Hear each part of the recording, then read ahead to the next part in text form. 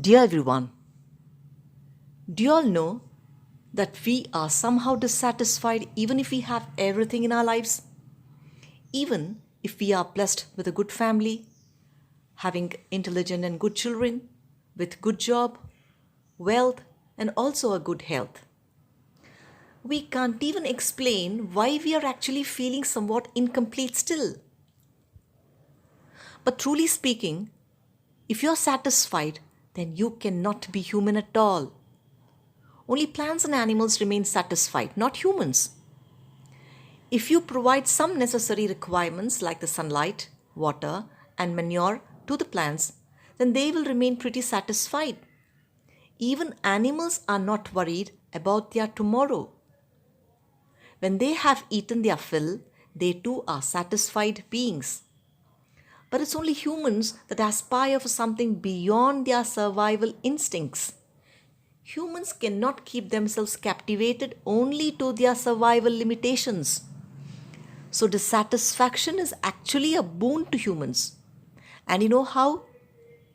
See, when you present a toy to a child, don't you see how it plays with it as though that particular toy is its prime want? But as soon as it sees another one, it sticks to that new toy. Then, as it sees another, it sticks to that new one. Then another, then again another. And this another and another keeps on and going to a never ending another. Children keep on drifting from one toy to another. They cannot be satisfied with just one. Their curiosity of dissatisfaction is so high that even if you pour the entire world of toys in front of them, still their dissatisfaction never ends. Their wonder and curiosity is so intense that they keep on exploring new ones. And this exploration behavior extends even beyond childhood and continues all their life. And this is what human behavior is. Man cannot remain satisfied even after achieving almost everything precious in his life. Even if you pour the entire world's luxuries and richness into him, still he will remain dissatisfied. There's a beautiful short story on this in our Indian lore where a king named Yayati borrowed his son Puru's age for enjoying his marital life with his wife Devayani. Now, the story goes that the king had such immense aesthetic and sensuous attachments that he failed to satiate his senses even after a lapse of 1,000 years, even after borrowing his age from his son. Now, this story may be an embarrassment in itself, but it conveys the fact of man's perpetual thirst towards worldly pleasures.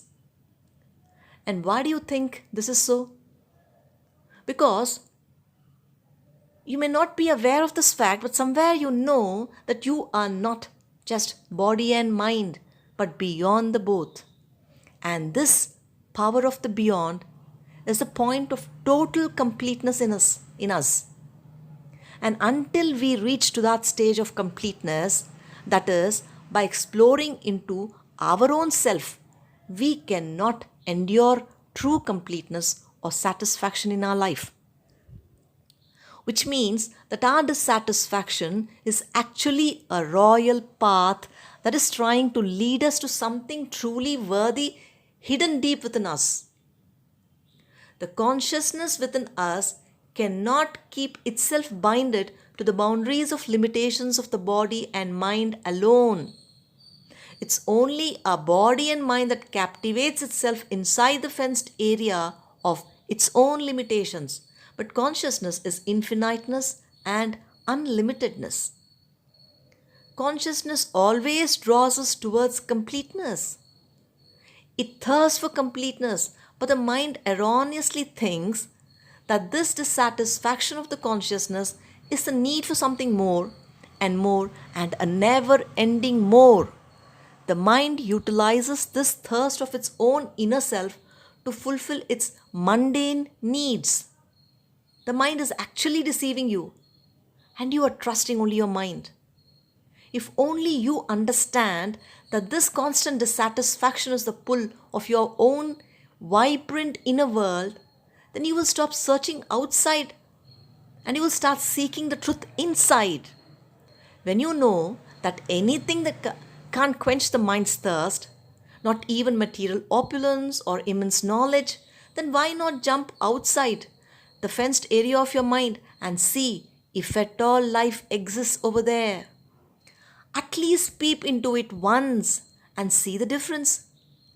And once you have tasted the nectar of true life, then nothing else can ever entice you. Nothing can quench your thirst other than truth. Until you realize your existential truth, you can never be truly satisfied in life. Now, the next crucial question arises. If something else is truth, then the life that we are living presently, is it untruth? Yes, as long as we are residents of the mind, we are residents of untruth. Your mind creates its own versions of life, which is not at all true life. What we are living as life is not at all life. Our thoughts are not life. Emotions and feelings are not life. Nor are the things that we see outside as life. Family is not life, nor earning for a family is also life. We are not living life, but only vegetating on the crematory grounds of our own thoughts, emotions, and feelings. And this is not life. True life cannot be explained at all. And all those who will have lived true life have only explained of what all is not life. Nobody can explain what life is. It can only be lived. So, understand your dissatisfaction, because this is the only way to lead you to true life, to truth. And this is what true spirituality is. Spirituality is not a search to find God. It is to realize oneself as God. Here, even your belief of God is an obstacle to your spiritual seeking. So allow your dissatisfaction to seek the truth within you. And thank you for listening.